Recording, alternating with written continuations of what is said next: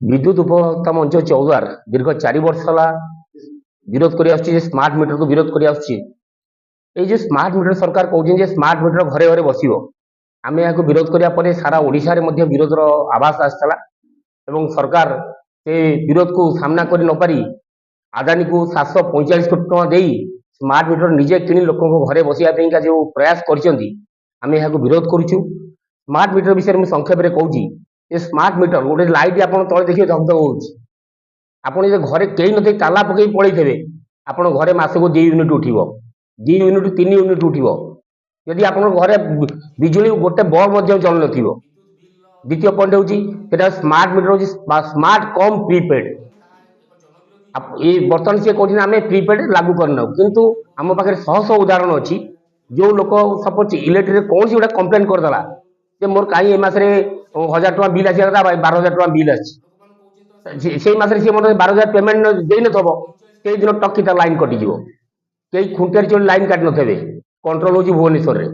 ताकू जब पचारू कहीं आम लाइन कटिगला ना आम काटिनु तमें भुवनेश्वर जाओ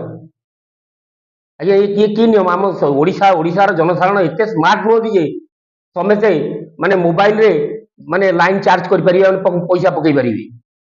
ओडिशा एक गरीब राज्य एवं एटी लोक एत शिक्षित नुहति समस्त हाथ में स्मार्टफोन अच्छी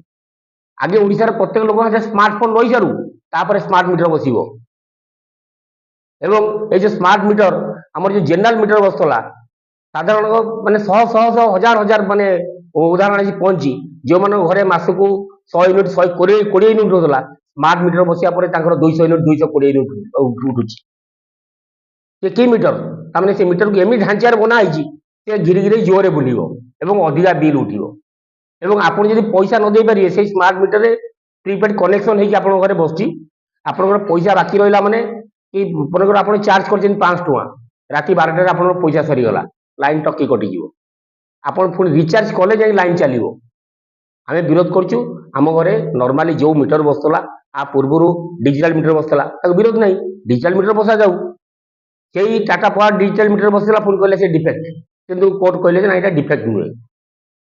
आमर रिक्वेस्ट सर्वसाधारण को आम जो अनुरोध करुँ आगामी जो 12 तारीख दिन आम विद्युत उपभोक्ता मंच जो भारत बंद डाकरा देगी आम 14 को बंद कर चाहूँ से समस्ते होती विद्युत ग्राहक समस्ते आमको सहयोग करूँ 14 बंद और भारत बंद को सफल करूँ।